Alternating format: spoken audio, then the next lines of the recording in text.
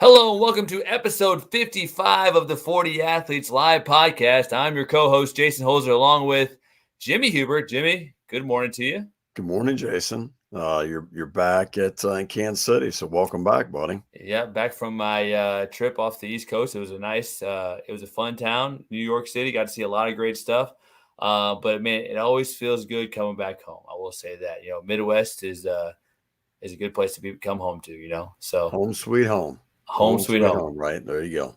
Well, Jimmy, hey, every episode we bring on guests that make our lives better in some way, some asset. And today's guest, Jake Von Scherer, has done amazing things as an athletic director, as a coach, and as a teacher. He's the host of the Educational AD podcast. He's a director of Victory Athletics, the author of the Athletic Director's Toolbox, which I read some of on my way back from the flight. Picked up some great tips like always have a tape measure with you, which is an interesting one. My wife would be interested to know that since she does a lot of tidy work around the house. So that's interesting about the tape measure. And by the way, I don't know if you know this too. He was like 12 times coach of the year as well. So that's Was he really? amazing. Yeah. And he was, he has over 40 years of experience as a teacher, head coach, and athletic director. So I think we got a pretty insightful guest here today. So we're going to bring him on here. Jake, good morning to you. Hey, good morning, guys. What a tremendous introduction. I don't know if I can live up to all those accolades, but appreciate it. I want to figure out, Jake, real quick on that, Jason, is like 40 years in the business, and the guy's got good hair. I mean, look at him. I mean, myself, he's got more experience than both of us combined, and I don't have the hair, and he does. So we need to figure out that health-wise, how you take care of yourself in that great way too. Right? Well, especially, since he's probably been in more like hair-pulling situations for being that long as an AD, as a coach, as a teacher. I mean, it's impressive. Jake, how are things in sunny South Florida today? It's a beautiful day. I'm looking out my window here, and 16th fairway is calling to me. So it's just, I'd like to say my career has been living the dream, and now that I've retired, I get to continue to do that. So it's great living in Florida. Yeah. Well, let's dive right in. As an athletic director, and as the host of the Educational AD podcast, you have a lot of knowledge, wisdom, insights. What have you found to be like some of the best characteristics? Like if somebody wanted to become an athletic director, what were some of the things that, they would need to be a great athletic director? Oh my goodness. I just did an interview yesterday and we were talking about that. My guest and I had similar paths. He's a little bit younger than me, but all the things that he had done throughout his career, high school, college, and beyond, I was just checking in my mental checkbox. Oh, geez, I did that. And so that question comes up so often. How do you become an AD? It's really that being open to opportunities and then really embracing those opportunities. I know it's not the fashion now, but 100 years ago when I graduated from college, I wanted to be a coach. And I knew that I also had to be a teacher if I wanted to be a coach. So I said, okay, I'll get my teaching degree. And I exaggerate a little bit, but during those interviews, it was, well, what can you coach? And my response was, what do you got? And it seems nowadays it's more, well, if I can't be the varsity basketball coach right out of the chute, I don't want the job. And so I just think it's being open to those opportunities. And then once you get them, embrace them and do the best you can. Within that, asking questions, finding that experienced AD, that experienced coach, that experienced teacher, even if it's out of your field, maybe they're the biology teacher, the English teacher, and just getting in their ear and asking, how do you do this? How do you get organized? How do you motivate kids? And just adding those, to coin a phrase, tools to your toolbox, I just think are so critical to help you along the way.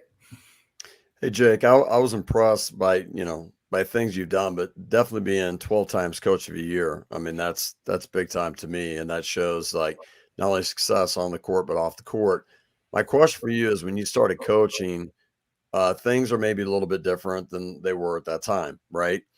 Can you tell me, like, what were the things you did as a coach that helped you have success? And what are the things that you've seen lately that has changed that you recommend coaches today to do to continue to have success and be impactful with the student athletes you're working with?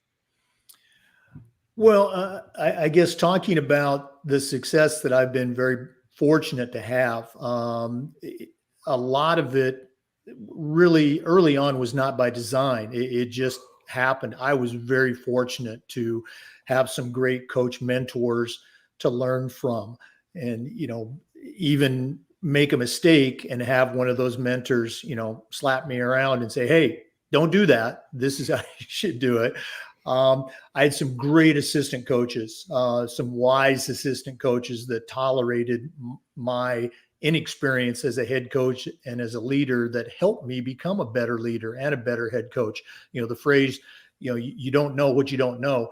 That was me in my first couple of head coaching jobs, but I had some great assistants to hold my hand, kick me in the butt, pat me on the back, whatever it took. And also, I had some great kids.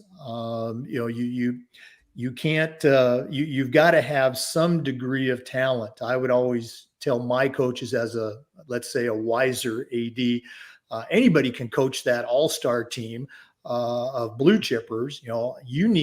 We need to develop the kids that we have, and maybe take that kid that, maybe is a 1-star or a no star, and coach that kid up so that they can help our team have success, and then in turn they're going to have success as an individual. It just kind of feeds on each other. So again, having that support system as a coach, and then again as an AD, having great kids, learning those hard lessons along the way, just being open. And I guess you talked about things that have changed.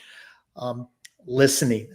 I learned far too late in my career the importance of listening and taking that wisdom, as opposed to, I know what I'm doing. So I don't know if that answers your question, but those are the things that kind of stick out for me. Yeah, it does, because I think, and I know, coaches, we can have our egos involved, right? And Absolutely. we think we know what should be done. But what you mentioned to me is you were open initially when you started coaching to allow your coaches to hold you accountable, to assistant coaches, to allow them to tell you certain things that you need to be told. And I see sometimes coaches aren't willing to do that because of what's his pride, what's ego, what makes them look that they're not as maybe a good of a coach. Can you kind of speak to that and the humbleness you talked about as being open to listen and allow your assistants to help you become better? Well, again, as a younger assistant coach, I had my first head coaching job when I was 25. And again, it was clearly, you don't know what you don't know, and had some success. But then a few years later, I became an assistant at a larger school. And it was a tremendous learning experience at both ends. Saw some great things that I learned and put away to use later. And also a couple of things that I just said, "Gee, I don't know if I want to be that as a head coach." Here's one of the examples. We're having a coaches meeting one time, and it was a pretty good give and take. But at one point, our head coach made this comment to one of the other assistants. He said, "Hey, remember the first 3 letters of your title." ASS, and it was kind of a put down. And I'm just thinking, you didn't have to say that. Let's try to build our coaches up. And it wasn't, the coach hadn't said anything wrong. It was just saying, hey, I think we should do this. And it was an open give and take. So it's just seeing those examples, looking across the field at the opposing coaching staff and hearing comments like, again, I was a football track guy.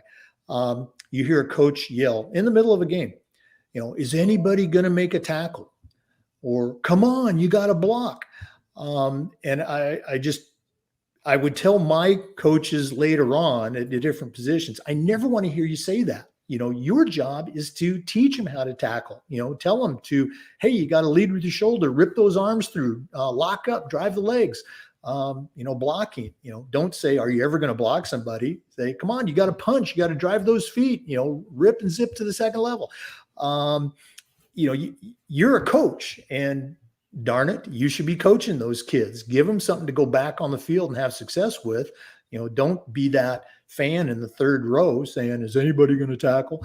Just little things like that I was able to see and fortunately file away for future use. I think those are the things that helped me as a head coach and then later as an AD.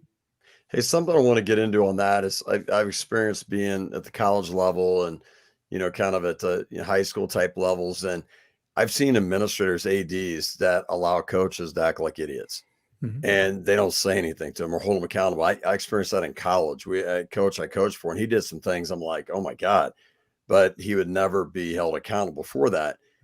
So my question to you is this: what is your kind of encouragement recommendation for ADs, administrators, of how to basically help make your coaches become better and hold them accountable? What are ways that you suggest they go about doing that? Well, I think it starts from the very beginning. You've got to walk the walk yourself. If you talk to any of my former players, they would probably say that, Coach Von Scherer was a yeller. He was a screamer. But beyond that, they would say he was yelling encouragement. Come on, you can do better. He was screaming encouragement. He was screaming instruction. Those things that I just talked about for tackling and blocking. I coached at high volume because that was just kind of who I was, just wear those emotions on the sleeve. But it wasn't, oh, you idiot, or that type of thing. So, and I would tell, as an AD, I would tell our coaches that, coach loud, coach quiet, be yourself. But let's coach instruction, let's coach enthusiasm, let's coach, sportsmanship. To me, sportsmanship is just competing within the rules as hard as you can. And if a coach has a misstep, and I've had coaches have missteps before, you just say, hey, I understand, you got emotional, can't do it.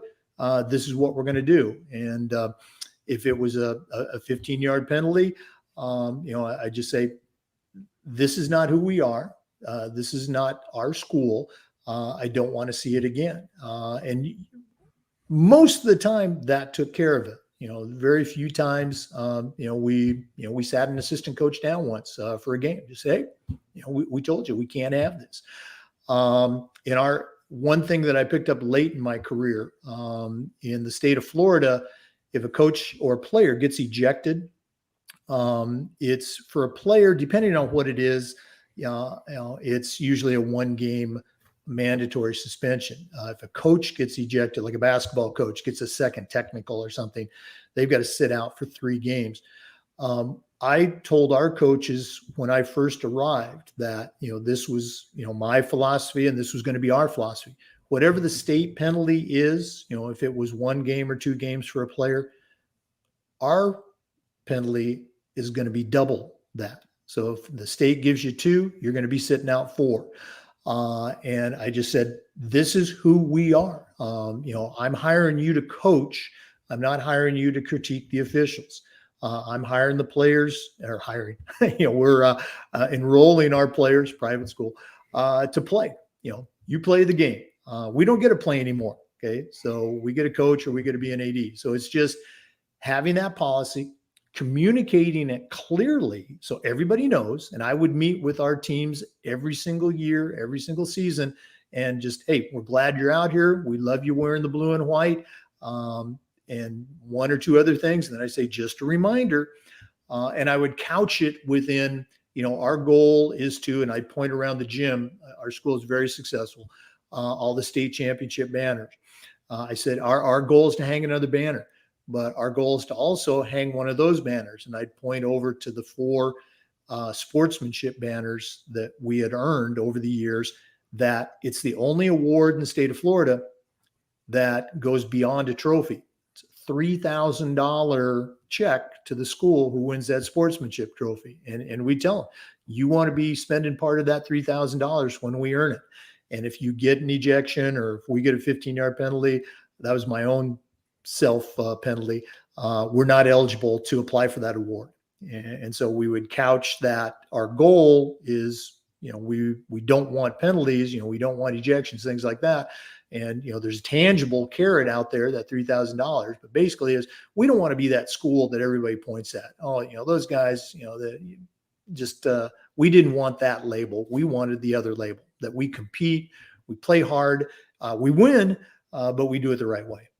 Hey, you mentioned hiring, and Jason and I, we've talked about this, like the NCAA, there's $533 million. I just heard that. Dead money, of paying coaches that aren't even coaching, just to pay them to go do something else. My question for you is, as an administrator, what tips can you give to an individual's going through like hiring coaches, what to look for to find quality coaches that are going to stay and be there and not you're going to have to fire them and pay them to leave?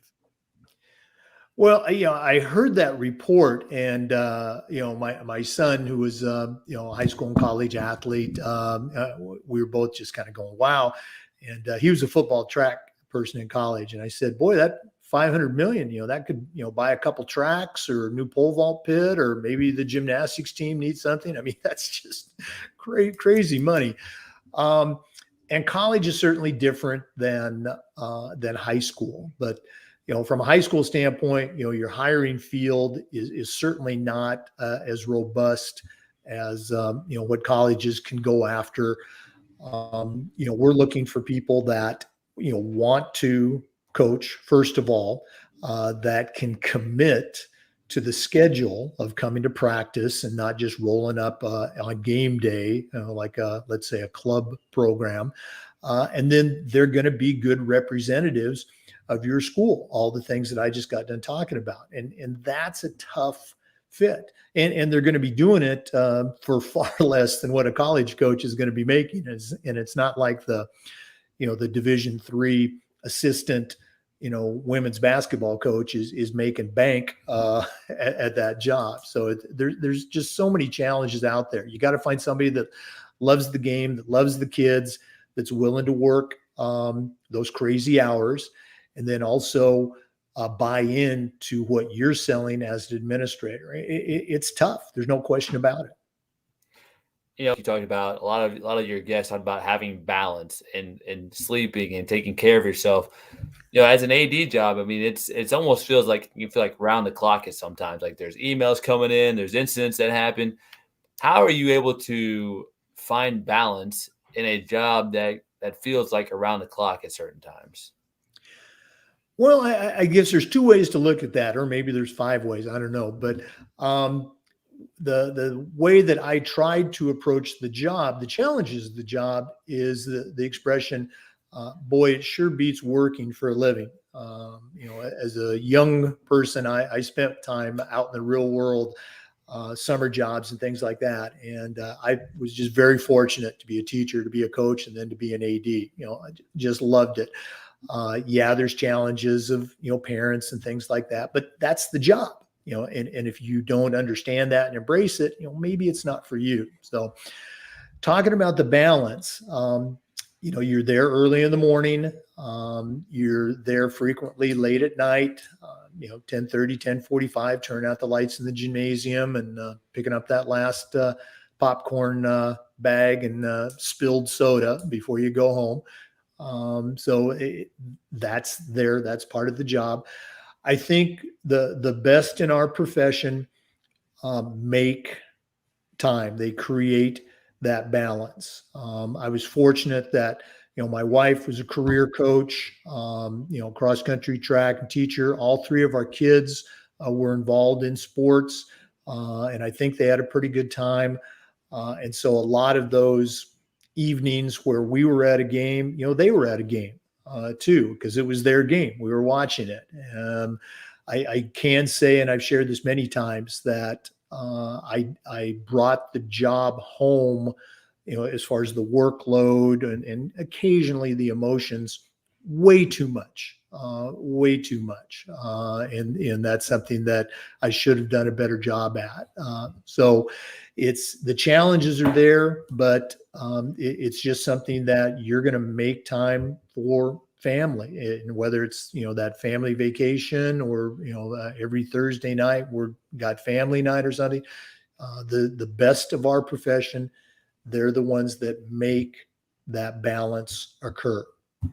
I know something you mentioned too, Jake. You talked about challenges, and stress can come with challenges, right? And one of the challenges you mentioned is dealing with parents. And as you know, and I know, parents can be a challenge. And right now, with what's going on in the world today, we have so much division, right? Everybody's got different opinions on stuff.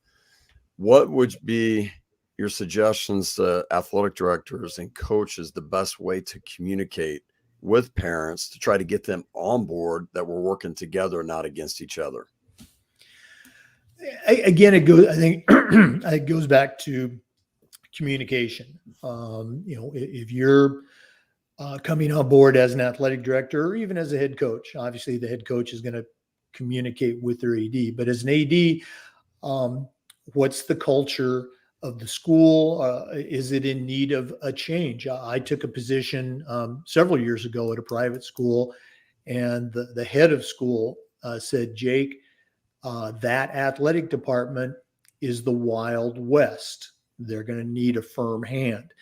And it was successful, but we did have I use this in a friendly way. We had some rogue coaches, and they needed, hey, I love what you do with kids, but this is what we're doing as a program. And I think sometimes coaches need to be reminded that it's not just the take your pick. It's not just the softball program. It's not just the football program.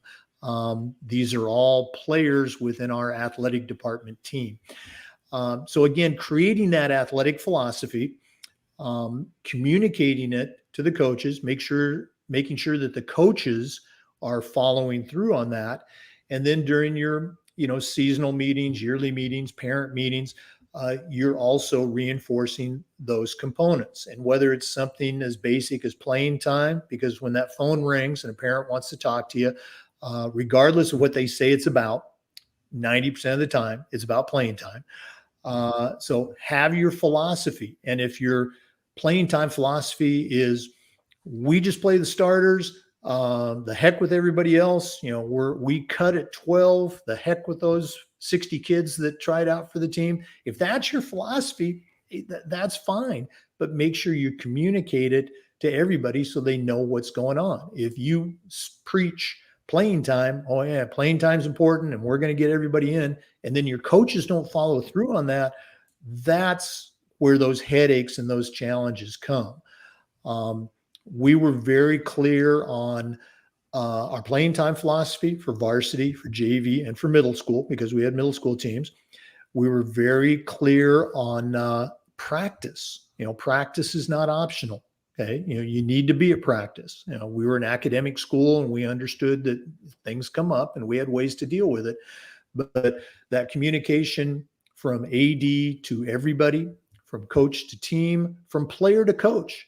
Okay. We were very proactive. I heard a phrase years and years ago from one of my bosses about the importance of over communication.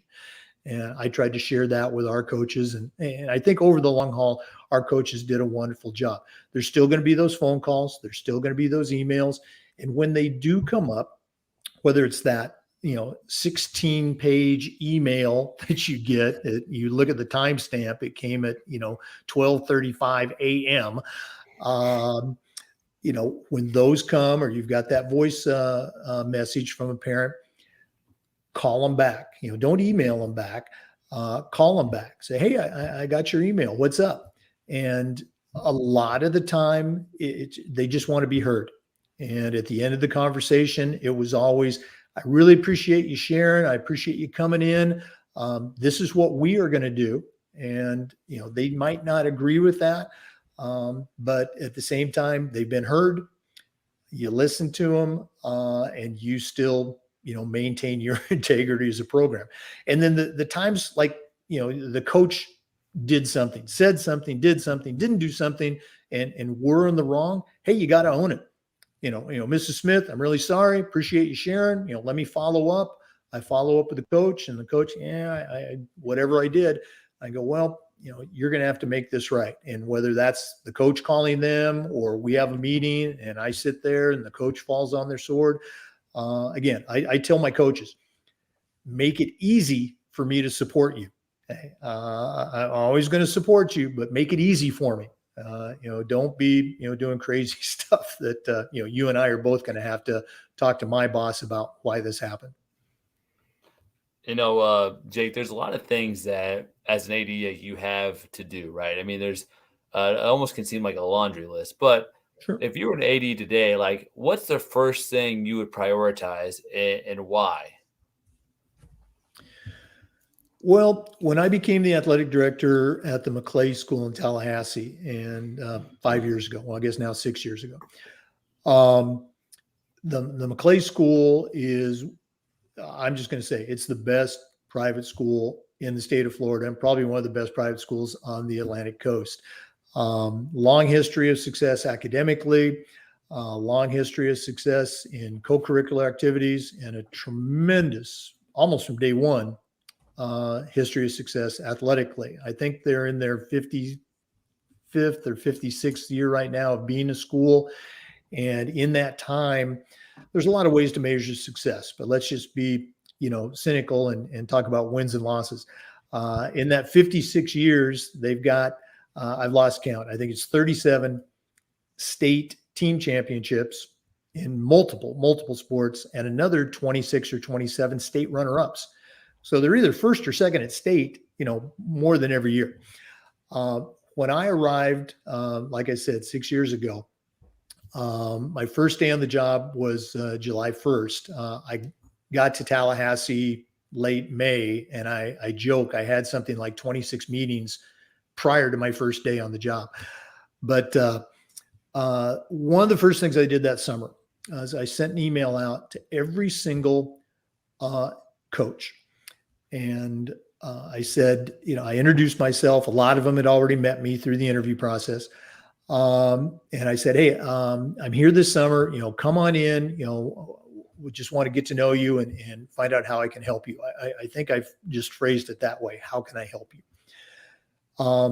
Every single head coach came in over the summer. And the first thing I asked them was, how can I make your job more fun? Okay. And these were coaches who had, in many cases, been there for 30 plus years. They'd won multiple state championships. And to a person, they said, nobody's ever asked us that before. Okay. And I was coming in as a full-time athletic director. I wasn't coaching a sport. I wasn't teaching. And some of them, well, many of them were full-time teachers. A couple of them coached a second sport. And there were things that I had found out that they were having to do, administrative things that at some of my other schools, I did even when I was also the head football coach and teaching a couple courses in strength and conditioning. So I said, if you want to schedule, go ahead and keep scheduling, keep me in the loop, let me know so I can do the buses and all that stuff. But tell me who you want to play. I'll call their coach. I'll call their AD. I'll make all the arrangements. So I tried to take scheduling off their board and administering the rosters, uploading them to our state, platform. They had been assigned to do that, and there was no need for it. It was AD stuff. And they were obviously, very thankful to have those things taken off their plate. I said, I want you to coach the kids. I don't want you worried about this. I don't want you out fundraising. You tell me, what do you need? We need uniforms, we need warm-ups, whatever you need. We've got a advancement department that can raise, you're trying to raise $1,000. They're trying to raise $100,000. So tell me what you need. If you need it, we'll get it. If you want it, we might have to wait till next year. But we talked about needs versus wants. And we also talked about desires. What if we could really get you something crazy? What would it be? And we were able to get some of those things. So again, it went back to what would I prioritize? What would I do first? I'd go to those coaches and say, how can I make your job more fun? So of the 20 tools that you described for success in the book that you've written, and you've talked about different type of things, what would be like, say, your top three that you would tell people that, hey, these are 3 musts that you must do to have success as an administrator? Well, the top 20 tools, as you know, really the top 20 categories of tools, because we had so many in those first 150 interviews. And I think I say this in the book, that they are all important. They are all, I think, keys to success. For me, I've already alluded to one of the most important, and I would say that it's the tool of listening. Listen to your student athletes. Listen to your coaches. Listen to your parents. Listen to the people that are going to have impact in your program. Listen to those wise ADs that have made all those mistakes over the years, like me. And listen to those brand new ADs that are just on the job for the first time, that are seeing the job and seeing kids with fresh eyes. We talk about coaching a Generation Z kid versus, back in the day, when I was, I went to high school in the first half of the 70s and college in the second half of the 70s. So, that's, my memory as a high school and college athlete, which is, hardly any application to today's experience for a student athlete today. So again, listening. I think being able to see things globally, and I put that under the heading of organization, which is one of our tools. I've got that ability, if you will. I have that tool. I can see things globally, and I can dive into the minutia. Whether it's a schedule, a budget, just an architectural diagram, being able to organize your day, your week, your career. And then I guess the third tool, it kind of goes in with something else I've already talked about, is it's not about the X's and O's. It's about the Jimmys and the Joes and the Janes. It's the kids. It's the relationships that you're able to build as a teacher, as a coach, as an AD. And an AD is both a teacher and a coach. Having that ability to relate to people, put yourself in their shoes, extending that a little bit, having empathy when needed. I think those would be the 3 biggest ones for me.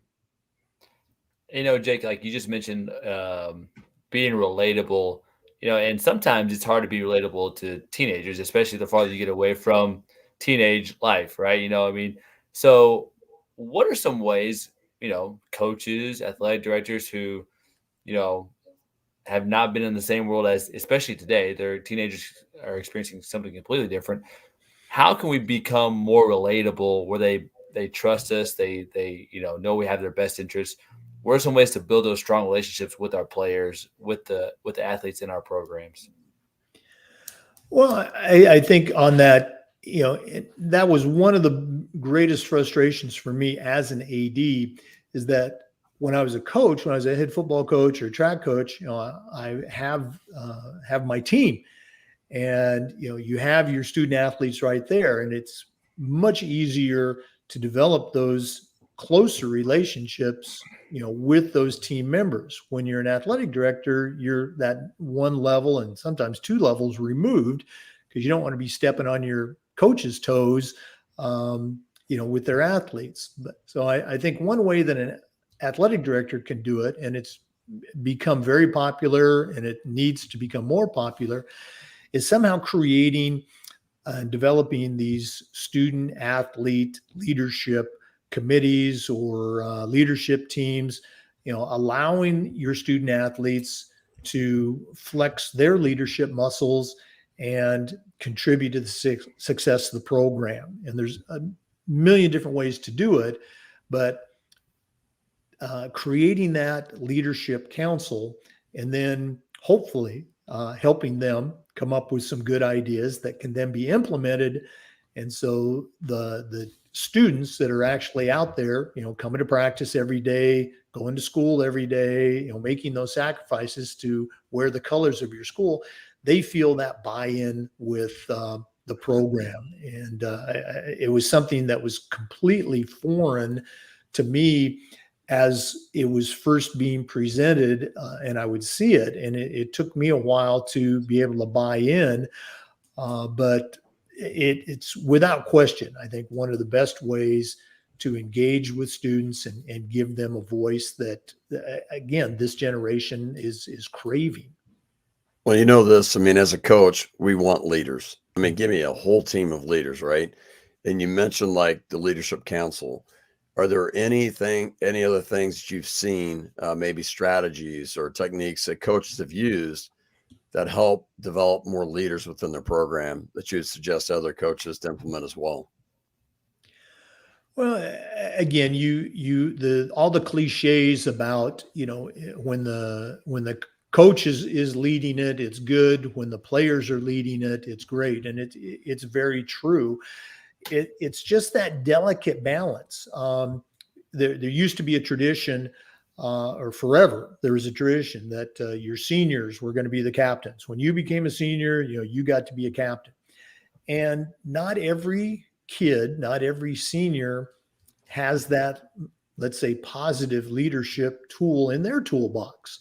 And so your best leaders might be in a 4-year setting, might be that sophomore. Rarely it might be a freshman that just comes in. We had one at our school a couple years ago. This kid he was a tremendous athlete as a 9th grader, but he just had that Energizer Bunny personality and attitude that you just were drawn to him, and he had the maturity, if you will, even as a 9th grader, to lead in a positive way. So letting those kids excel and do what they do best, taking advantage of their tools instead of saying, "Oh, geez, sorry, Billy, you're just a freshman. You need to wait." I think coaches that have those kids in their program, regardless of the sport, you need to utilize them and help kids that might be on the cusp of leadership. They haven't quite figured it out yet. Giving them an idea, giving them some ideas on how they can become leaders too. That's the one thing too. I talk to a lot of parents, and parents can help their children become leaders as well. I see it at times where I'll have a parent be like, "Oh, my son or my daughter cannot be a leader," and I'm like, "No, that's what you're saying, but they can be a leader." Like they talk about like 30% of it's born with characteristics, like 70% you can learn. What I guess I want to get into, like your conversation with parents and what you see through the years. What would you tell parents, like, hey, here's ways that you can help your child be self-sufficient, to take care of certain things, become a leader of themselves? And also, what are the ways that you suggest parents to navigate their child through sports so that a coach having a good experience, administrators, the players, but actually the player, their son or daughter, is learning valuable lessons through the sport they're playing? Yeah, I mean, it's so easy for me, having gone through that, and I hope I don't have selective memory with how I was as a sports dad. But we talk to parents about support your kid, tell them, and this is so cliche, but it's so true. I love watching you play, and leave it at that. We talk to parents and encourage them to let go of your kid. Let them have their sport experience. The term helicopter parent was replaced with lawnmower parent. That's been replaced with bulldozer parent. Trying to remove any obstacle or any challenge or any sort of possible hardship from their kid's path, with good intentions, but not understanding it's through meeting those challenges and overcoming those challenges that we all grow and become the best version of who we're going to be. And that's, I don't want to say it's the never ending battle, but it's the challenge that you talk about of, letting, the kid have the experience. I'm part of the NIAAA's faculty program, and we have a brand new course that is unveiling next month at the national conference. And it's been in the making for over 2 years. And when we first met as a faculty, there were about 9 of us. We were trying to come up with a name for the course, and the challenging parents and all of that were ideas that were talked about. The name of the course is not dealing with challenging parents. The name of the course is partnering with parents, because today's parents, they're not like my mom and dad back in the 70s. My mom and dad knew my head coaches. It was a big school, but it was a small town. And they knew who the coach was. They could see him in the grocery store and say, hey, and they knew who my parents were. Not that they were important, but they knew who they were. But I don't think they had any conversation at all my entire high school career with any of my high school coaches beyond maybe that casual, how's it going in the grocery store. The parents today, that's not the experience, and it's not the expectation. Parents expect to have that input. And so again, it goes back to, what I said, communicating, this is how we do things. And if there's a way to communicate with the coach, we've already talked about it. We don't say coaches are off limits, but we say this is how we do things. So it's partnering with them, but partnering on these are our terms. Yeah, and I love, like, when I first started coaching, this is like about 29 years ago, it was more like, separation from the parents, like you said. I mean, I'm doing it a certain way and don't bother me, whatever. But Exactly. as I journey through coaching, it's been more of like partnering together, more of the village mentality. Like, I want to help your child become better through the sport that I'm coaching. And I'm a big believer in that. We have to be consistent in how we behave at home, how we behave at school, and in our extracurricular activities. So I'll do like kind of self-growth reflections at home and communicate with the parents. I'll be kind of the bad cop and tell the kids, these are things you need to start doing at home, right? Because I want these habits to be positive habits. So I think there's ways that we can work together with the parents. The other thing I think, can you speak to this, is like, I think a lot of parents, we live vicariously through our kids, right? Absolutely. Things that we weren't able to do, like, oh, my kid is going to do this now. And I get it. Like, I coach basketball and I get people, I have 2 younger sons, an 8-year-old and a 6-year-old. They're like, oh, your kid's going to play basketball and he's going to do this and that. And I'm like, I don't know. I don't know what he's going to do. If he plays basketball, great. If he doesn't, I mean, he'll figure something else out. Yeah, no, it's so true. And that's, I think human nature. We love our kids, we want the best for them. And sometimes we do a better job with other other parents' kids than our own kids. But it always comes back to, this is how we roll. For example, middle school. We would have 3 middle school boys basketball teams because we had that many kids come out. If we had more, we would have had a 4th team, and I would have had to find a 4th coach. And we talked about our philosophy that, we are going to have starters, we are going to have subs, but we won't have, and I stole this from another coach years and years ago. I said, we won't have 30 kids. And the first time they'd hear it, the parents are going, well, what's a 30 kid? And I would tell them, when I was in high school, I was a 30 kid. That meant I got in the game if we were 30 points ahead, 30 points behind, or there were 30 seconds left. Okay. We will not have 30 kids. And it was a fun way to let them know that playing time was important. But I would also say this, it's always going to be fair, but it's never going to be equal. I don't want to see you up in the stands with a clipboard and a stopwatch, charting who gets in and who doesn't get in.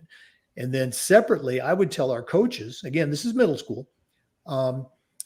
There's 2 schools that we want to beat.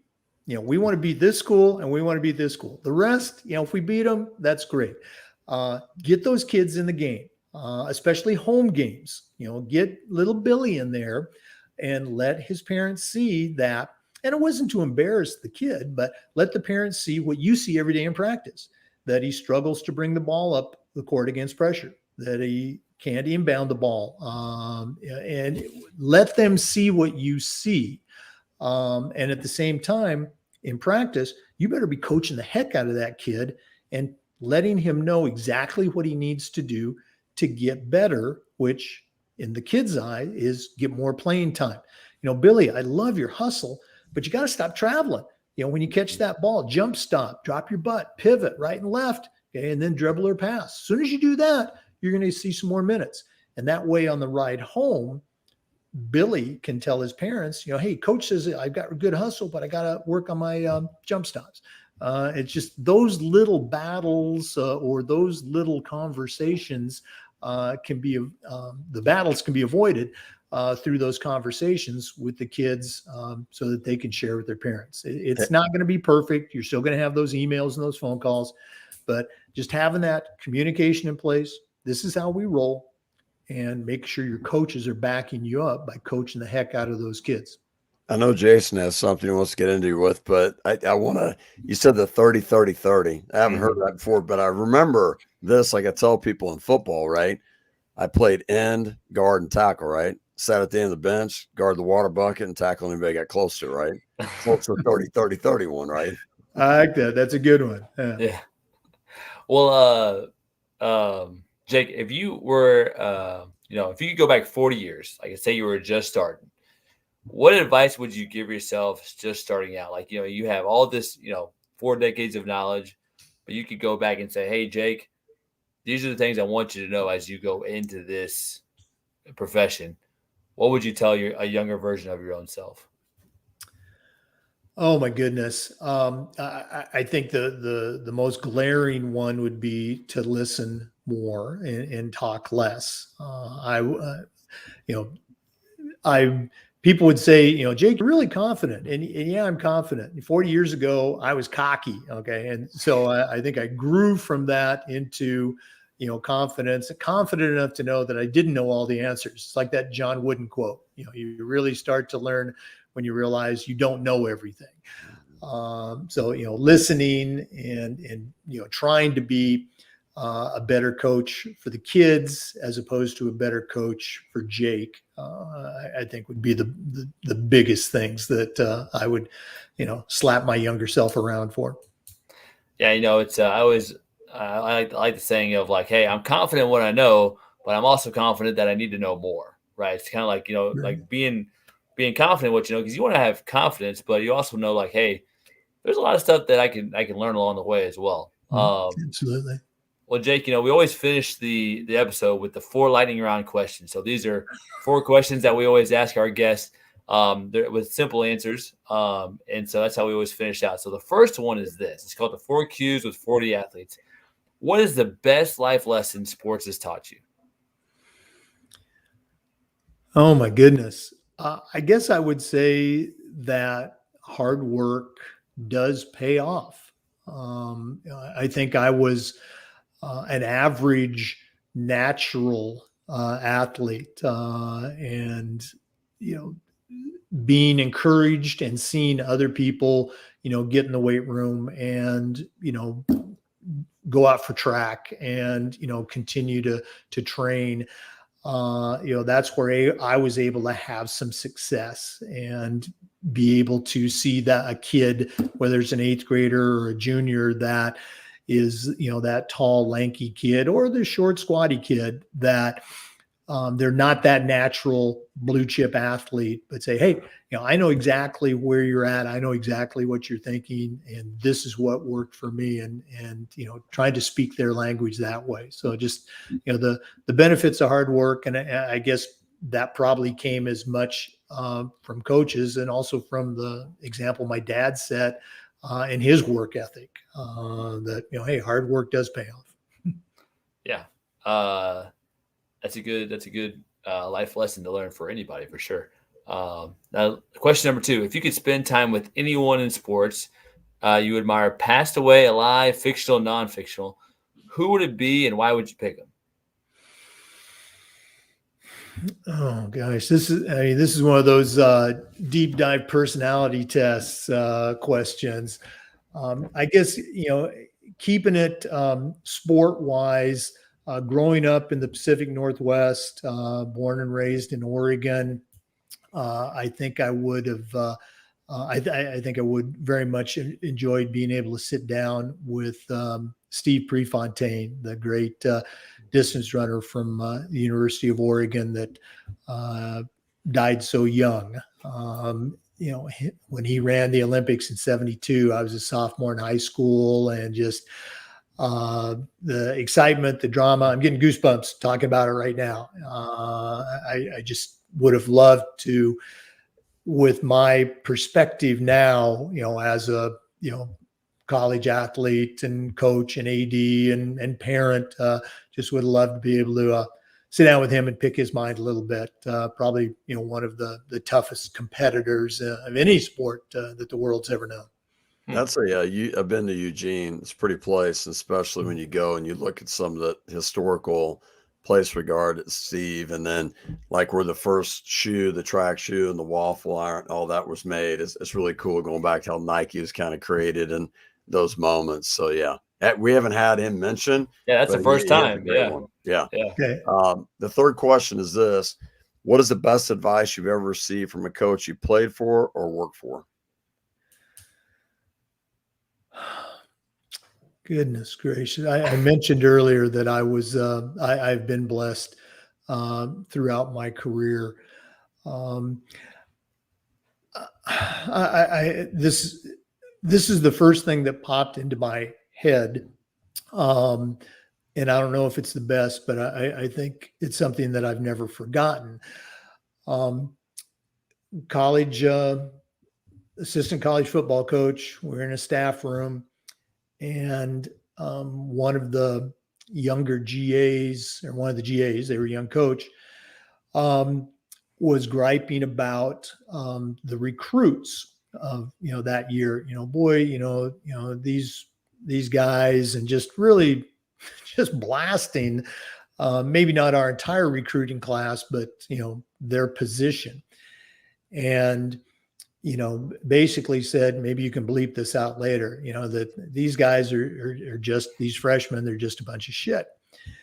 And the head coach, just calmly said, well, they may be shit, but there are shit because we recruited them. Your job is to make them better, coach them up. And it just really, struck me. I thought he was going to rip the guy's head off, but very calmly, but very firmly, stated the philosophy of, hey, if they were, and we talked about it later on in a separate conversation, if they were Division I blue chip athletes, they wouldn't be here. Okay. They'd be at another school, but they're here. We're an NAI program. You recruited them, coach them up. And it just really, really resonated with me later on as a head coach at some, let's say, some smaller schools where we didn't have those blue chip kids. Hey, these are our kids. Let's coach them up. Let's make them the best that they can be. Yeah, and I agree with that. Like sometimes I see it where coaches get, athletes in the program and they're not doing as well, winning on the scoreboard, and they always blame who? The players. The players aren't good enough. We need to get better players. And my challenge sometimes to coaches is, do you need to become a better coach?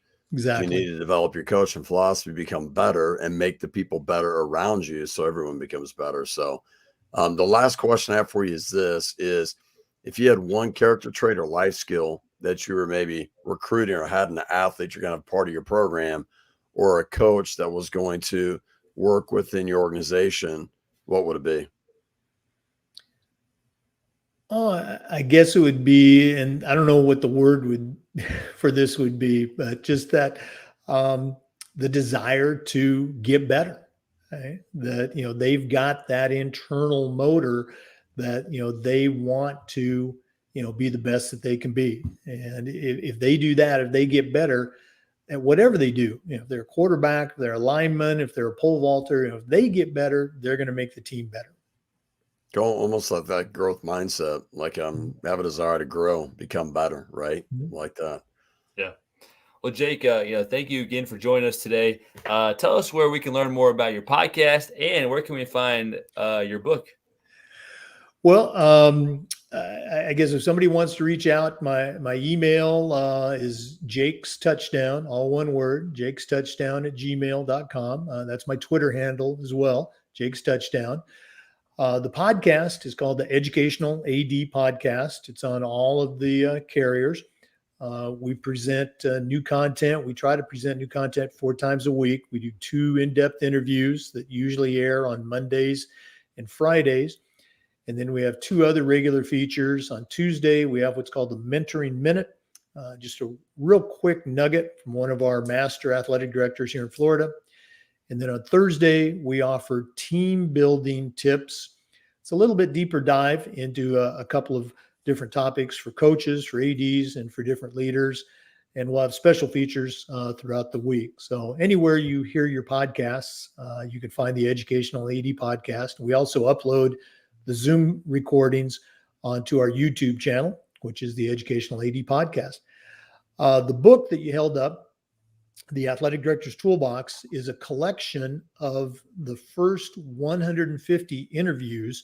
One of our segments is called the Athletic Director Toolbox. And we ask our guests to give 3 suggestions that they would put into a brand new athletic director's toolbox. And we had a total of about 475 total suggestions in those first 150 interviews.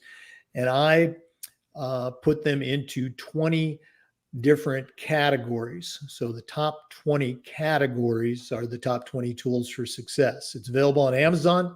It's just $9.99. And, we've really been pleased with the response, both to the podcast and the book. So thanks again. Hey, Jake, you got more tools in your toolbox than tools that Lowe's has in their store, man. Right? Lowe's and Home Depot combined.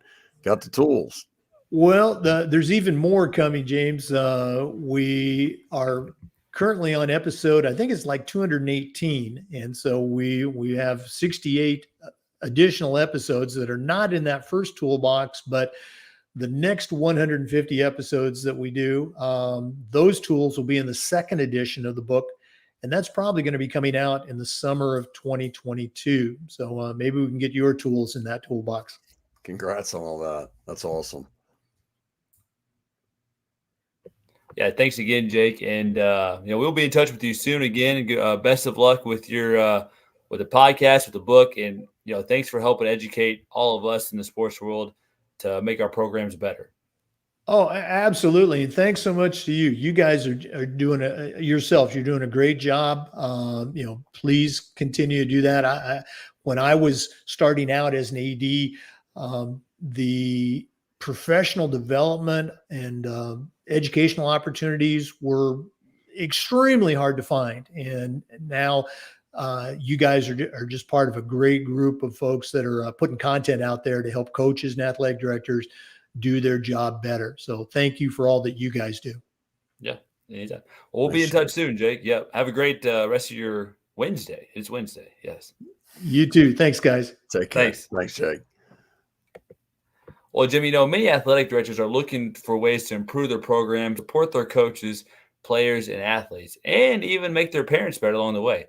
So at 40 Athletes, we've actually developed online content to help programs become better in all areas, not just sports. Jimmy, where can they learn more about what we're doing at 40 Athletes? They go to 40athletes.com. And again, if they have a team or a program that they're looking to want to implement, kind of life skills and character we talked about to help their athletes win the game of life, then they could, book a discovery call session. We can kind of discuss with them how we can, partner with them to be able to do that. Yeah, absolutely, Jimmy. Well, another episode with a lot to unpack, but a lot of great stuff put in there. So, Jimmy, enjoy the rest of your Wednesday. And next week, we're actually going live on Monday with a soccer coach that's teaching us about how to find your purpose as a coach, which I think is very important to know why you're coaching. Why you're doing it. I look forward to it. Yeah. All right, Jimmy. All right, Jason. Have a great day. Be good, buddy. Take care.